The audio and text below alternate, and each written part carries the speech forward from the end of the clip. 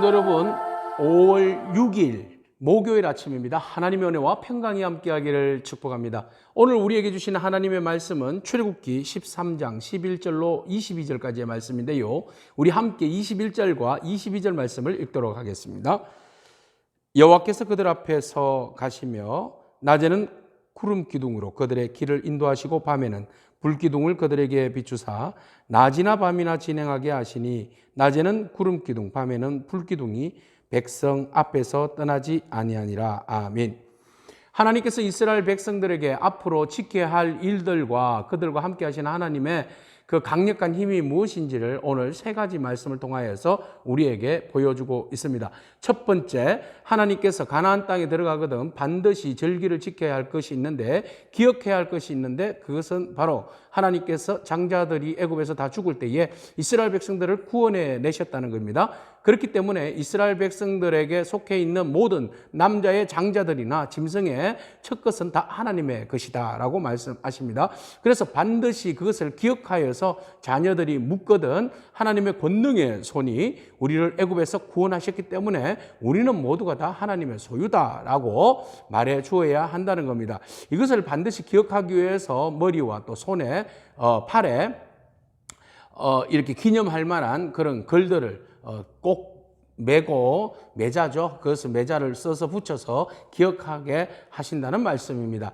자, 우리가 반드시 기억해야 할 것이 있습니다. 그런데 말이죠, 여기에서 중요한 사항은 말이죠, 모든 그 첫 것은 하나님 앞에 드리는 건데, 지난번에도 말씀드렸듯이 드린다는 것은 잡아서 죽인다는 의미를 넘어서서 소유권입니다. 소유권. 이것은 하나님의 것입니다. 첫 것도 하나님의 것이고 모두가 다 하나님의 것입니다 라는 신앙적 고백입니다. 그래서 우리 모두는 다 하나님의 것입니다 라는 것이죠.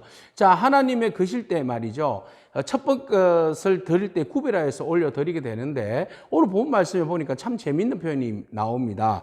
13절에 나귀의 첫 새끼는 다 어린 양으로 대속할 것이요 라는 말씀이죠. 나귀를 드리려면 첫 새끼를 그냥 드리면 되는데 왜 어린 양으로 대속해서 바꾸어서 드려야 한다는 것일까요? 네, 이것은 바로 그 나귀라는 것이 부정한 동물이기 때문에 그래요. 나귀는 원래 되새김질을 못하고 굽이 갈라지지 않았어요. 그렇기 때문에 부정한 동물에 들어간다는 겁니다. 그래서 이 부정한 것을 첫 것을 올려드릴 수 없잖아요. 그래서 정한 것을 대속해서 올려야 하는데 그것이 바로 어린 양이다라는 겁니다. 어쩌면 우리가 부정한 우리 스스로는 하나님 앞에 올려드릴 수 없지만 예수 그리스도를 통하여서 우리의 부정이 씻어지고 대속되어져서 우리가 온전히 하나님 앞에 드려짐이 되는 겁니다.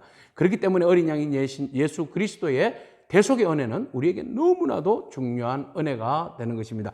이것을 여러분 반드시 기억해야 합니다. 우리는 대속받을 수 없는 존재지만 어린 양 예수 그리스도로 인하여서 하나님의 장자가 되고 또 죽음을 넘어가는 그런 놀라운 은혜가 되었다는 것은 이것을 대대로 여러분과 여러분 자녀들에게 잊지 않는 기억의 그런 은혜의 말씀이 되기를 축복합니다. 자, 이스라엘 백성들을 이끌고 가나안에 갈 때에 하나님께서 특별히 블레셋 진영으로 바로 들어가지 못하게 하셨습니다. 그래서 우회해서 광야의 길을 돌게 하셨다. 이유가 있어요. 왜? 블레셋 땅에 들어가게 되면 그 방대한 장골인 그 블레셋 사람들에게 이스라엘 백성들이 기급을 하고 도망갈 거기 때문에, 애굽으로 돌아갈 거기 때문에 하나님은 아셨기 때문에 그것을 하나님은 잘 아셨기 때문에 그들을 우회하여서 광야의 길을 택하게 하셨다는 겁니다. 아니, 들어가게 하시려면 바로 주시지. 아니요, 담대하게 준비하고 난 다음, 네, 준비되지 않는 사람들에게 가나안을 주면요 혼란이 와요. 그걸 감당할 수가 없어요. 그래서 하나님은 좀 어렵더라도 광야의 길을 택하게 하신 것입니다.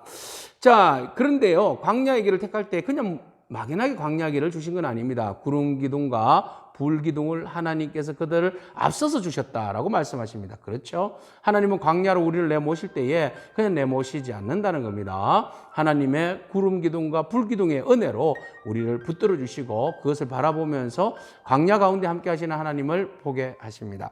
자, 세 번째, 하나님께서 이렇게 이스라엘 백성들을 430년 만에 가나안으로 이끌어 가신 것은 바로 하나님이 조상들을 통하여서 약속하신 그 약속이고, 또 그 약속을 요셉까지도 기억하고 있었다는 겁니다. 요셉이 죽을 때에 유언이 뭐였습니까? 이곳에 내 뼈를 장사 지내지 말고 그냥 유골로 잘 가지고 있다가 이곳을 떠날 때 하나님의 약속의 시간이 도달하면 모두가 다 떠날 터인데 그때 내 유골도 같이 가져나가다오라는 유언의 말이 있었습니다. 이것은 바로 가나안에 대한 소망을 품고 있었다는 겁니다. 이 소망은 430년 동안 누군가에 의해서 계속 기억되어졌고 결국은 출애굽할 때에 요셉의 유골도 가지고 나가게 된 것이죠. 유골을 가지고 나갔다는 것은 하나님의 약속에 대한 비전에 대한 꿈에 대한 그 간직함, 소망에 대한 기대를 잊지 않고 있다는 것입니다. 여러분, 우리가 어떤 일을 하든지 하나님이 주신 말씀과 하나님의 소망의 말씀을 가슴에 두고 비전을 안고 현실을 살아간다면 그 어떠한 430년의 어려움의 시간도 이겨낼 줄로 믿습니다. 하나님은 반드시 우리에게 약속하시고 그 약속을 성취하십니다. 그러면 요셉처럼 우리가 그것을 소망으로 안고 성취하시는 하나님을 기대하기를 축복합니다. 기도하겠습니다. 하나님 감사합니다. 하나님께서 이스라엘 백성들에게 대속의 은혜를 기억하게 하시고 그것을 대대로 이어가게 하셨습니다. 우리로 하여금 또한 대속의 은혜를 기억하기를 원합니다.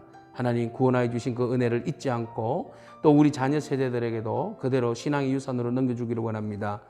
이스라엘 백성들을 가나안으로 이끌 때에 하나님 그들을 잠시 광야로 내모시고 그러나 절망하지 않도록 그 광야에서 구름기둥과 불기둥으로 보호하셨듯이 오늘 우리도 불기둥과 구름기둥으로 인도하옵소서.